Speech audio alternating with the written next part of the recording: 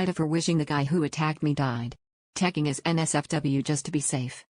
Context: a few months ago I was riding on the bus on my way to work. I was just sitting there by the window minding my own business. This guy sits next to me and says, "Give me your phone," and I say no. He reaches for it and I move it over and he starts punching me. Eventually he stops and gets off the bus.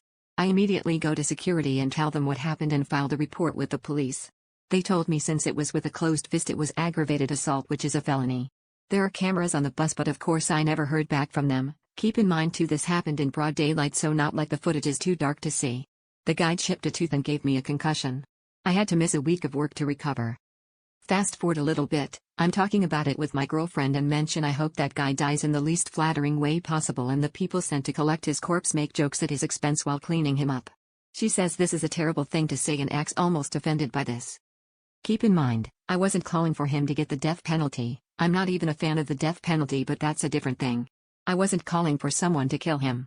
I was just crossing my fingers for him to die somehow. I highly doubt this is the first time he lost his shit in that way on someone if he did it to a complete stranger in broad daylight in a public place who was doing nothing to provoke him.